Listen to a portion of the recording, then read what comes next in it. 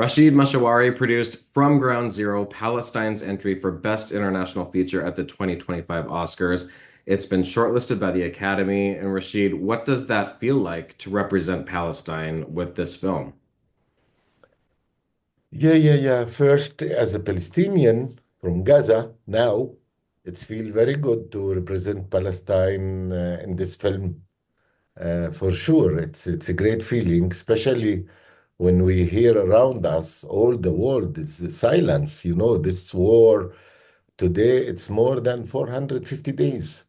So it's very important to represent Palestine and to show these works and these films and these stories internationally.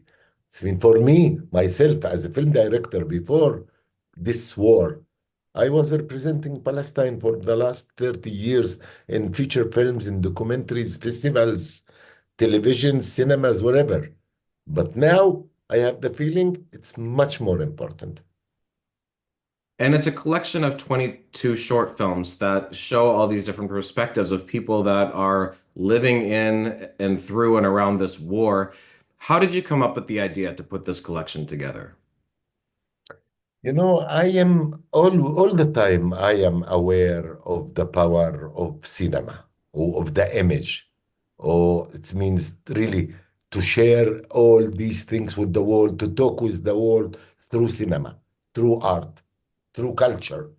So already from the second, third week of this war, we are talking about November 23, I find out that beside all what's going on in the ground, there is something else going on about the image in the world, about the story, about the meaning of what's this mean. Okay, for sure, the news were showing day and night everywhere in all the world, all the bombing and massacres and martyrs and all what's going on in the ground. But this is news. Nobody can come really close and to touch the small details of the daily life of all these innocent people who is in Gaza now. Cinema can do because what I was trying to do with all these filmmakers from Gaza, it's to make films. It means, yeah. And what was that selection process like? Did they submit films to you? Did you seek out films? How did you decide who you were going to include? It wasn't always. It means some people I know from Gaza, they are new filmmakers and beginners. Some people help me to introduce me people who is able to make a short film. We publish also in social media, also that people can submit films. We do always because the selection was based on not the projects. The people should go how to write projects or how to write the treatment artistically of the artistic approach of films. No. It was to go for the untold stories and to make them artistically films and to select filmmakers, women and men, who is able to make it, even if they are beginners or first film or not professional, because we were supervising them and train them to be better during the process. And so many of them are losing family members. I mean, some of them it's so destructive. We see one woman who has started making a film and her full family is gone. So, what was that like for them? What kind of conversations were you having with the filmmakers as this was happening? Uh, yeah, it was very difficult. It was also very difficult for me because I am the one who was encouraging these filmmakers to go and to shoot, to go and to film. And at the same time that they were trying to save their own life or search for food or for a tent or for electricity, whatever, at the same time that I am trying to save the story, to save the films, to save the material. So it was really very difficult because I know the priority. The priority not was not to make films. The priority was to stay alive because it was no safe place in Gaza. So for me, it was very tough when the second day of shooting of For example, this is example, Timadu Shah, the one who make the film Taxi Wanisa. Yeah, in the second day of shooting, suddenly she say, I cannot continue. I just lost my brother and all his family. They are now under the building. Nobody can bring them out. So what I can do, I have feeling just to stop everything and to deal with my things. So in this moment, my reaction was for sure forget everything. If you need help, if you need support, just to support her and to make her more strong. Only after 2, 3 weeks, I have a new discussing with her to say, listen, Etimad, we need to end this film. Let's end it, make the reality to end it. Come. It's mean maybe this is the first time in the history of cinema a director appear in the middle of the film and says, I am the director of this film. Sorry, I cannot finish it, but I will tell you the end. I couldn't finish it because my brother and his family were killed. So I will tell you the end, and I feel like being isolated and things like that. For me, because I know all the time that these filmmakers, they are the story and they are also the storytellers, because most of the films are personal. So it shows more even that these filmmakers, they are also the story, not only the storytellers. And you had some personal relationships with some of these directors beforehand. One, I believe, Ahmed Hassouna, you really convinced him to. He was sort of hesitant to do this, was he not? Yes, even more than that, Ahmed Hassouna, when I asked him to join from Ground Zero, he said no. I was surprised because I know Ahmed Hassouna all his life. He is running after cinema, reading, analyzing. He's a cinephile man. And all the time before the war, he was contacting me as a director, producer to help him with some script, with a synopsis, with contacts, with budget, with festivals. And his dream was to make films and to show films. And suddenly he said, Rashid, no, I don't want. I say, what? You, it's your chance, man. He said, no, no, no. I want to keep protect my family. I'm spending all my day looking for food and wood. Wood being to make fire because no electricity and no benzina and nothing to make fire, to warm water and to cook for the family, for his wife and his kids and his others, older brothers. And he said, Rashid, just a few days ago, I lost my older brother.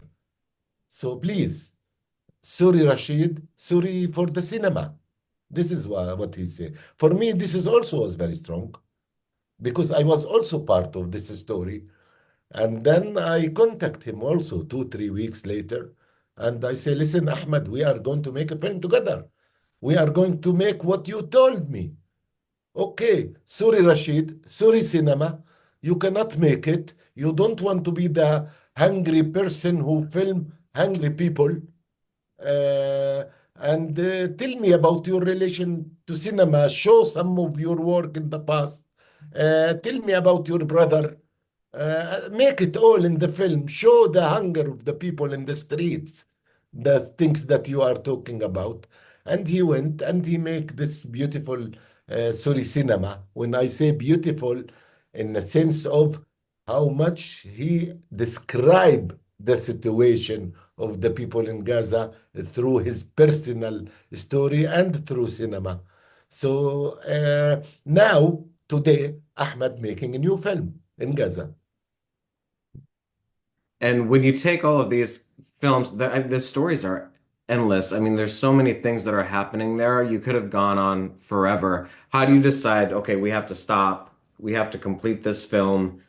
And then what is the logistical process of like selecting the order that the audience sees it, and what goes into all of that for you? Mm. The idea in the beginning was to make 20 films, not 22. But because we have so many ideas, after we stop with 20, suddenly there's many ideas. There's this idea, say, we have to make it also. Oh, this, we have to make it. We could go on for 100 films if we want, because, it's personal stories, human being stories.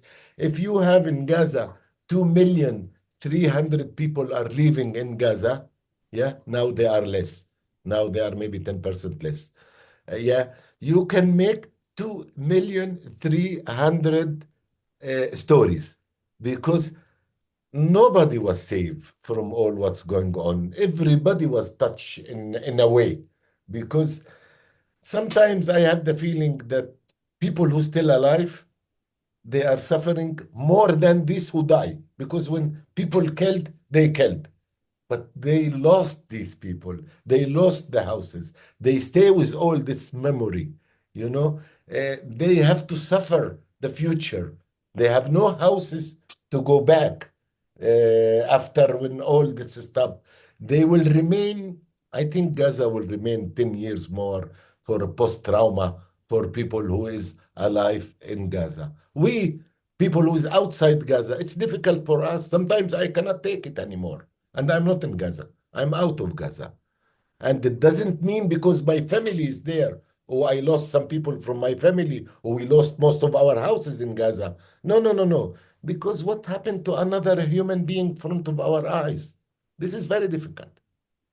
Yeah, one of the things that stood out to me is that I can't imagine what that does to a child that it seems so normalized to them almost, talking about bombings and their names are written on their arms and legs. Like what that does to a child's mind and what that future will look like for them. It's like that's one of the hardest things for me to watch in the film. Yeah, yeah. For me, it's also hard because it was very hard when I watch it on reality during 3 months, January, February, March 24.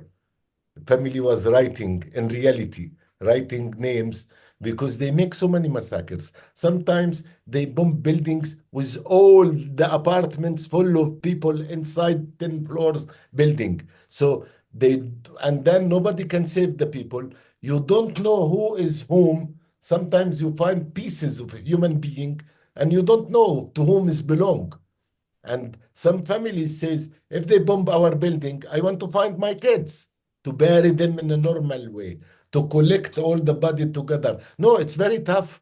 The most tough is when the kid asks his mother, why you are writing this? I don't know what she could answer, what she need to answer him. Or is there is answer for him to tell him what? In case of what? It means I am doing this to prevent you from what? And this is why when they make this workshop during the making of the film Soft Skin about this animation or stop motion, this film, this is why kids were able to speak. He say, I couldn't sleep with this text in my hand. She couldn't sleep. And when I ask my mother why you are writing, she started crying. I start crying too. You know, the kids were be able to speak about this between each other or in this workshop to let them get things out before they start to make this film Soft Skin. The idea was of this film is to make a workshop of 22 kids and to make them tell stories and to select story to make animation. So before the shooting, we make 3 weeks in one tent to teach them paintings and to teach them make figures and to make them tell stories. This was the most strong story that the kids come with. And this is why it's animation, because if it's not animation, I don't think if you can see it. It's mixed, let's say. But the part of not being able to sleep was more in animation just to make it possible that people could watch it. Well, now you're shortlisted for the Oscars, and then Michael Moore has joined as an executive producer, and you got a distribution with Watermelon Pictures, which is the first distribution company for Palestinian films in the US. Talk about how all of this is giving your film greater visibility and why that's so important to you. You know, first to have Watermelon as a distribution company specialist in a Palestinian film, for me, it's something big. I mean, not as a filmmaker. What I am doing in the last 30 years, I was making films and trying to show them to the world. And all the time we are fighting to push our stories and our image here and there with all the difficulties to make our film go normal in theaters or in big festivals, we need to be Superman. We need to be, you know, in Cannes or in Venice or in Berlin or in Toronto, just to have all this attention, just to be normal, not to be something else. So I'm very proud of Watermelon. And when I see what they did for From Ground Zero, all this good, professional, beautiful also promotion, and they keep it with the theme of the films, with the same identity, because we are struggling for life. We want to talk cinema.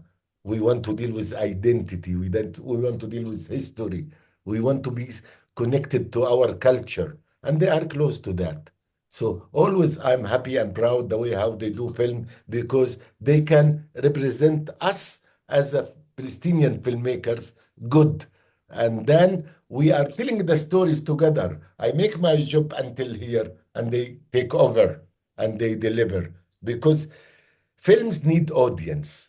Films without no audience, they are not films. They are like any object in your cupboard. Film become film when it's running. Before it's running, it's not a film. It's briefing, has image and sound and movements. So they add life to films. This is important. But also the input of Michael Moore, not only as a famous person who has a big name. No, no, no. What he represent, this is more important for me. I feel familiar with these people who think cinema must serve humanity. Cinema must protect human being. Cinema must fight for justice. And this is the Palestinian cinema, and this is what I am doing. When I see other people from other nationality, other religions, other countries, feeling the same, thinking the same, we break all the borders.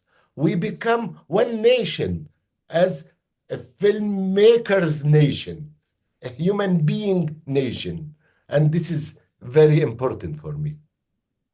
Well, Rashid, it's such an incredible film and collection of films, and congratulations on everything so far, and best of luck to you at the Oscars this year. Thank you very much. And really thank you for giving this time to listen to all our stories. Thank you.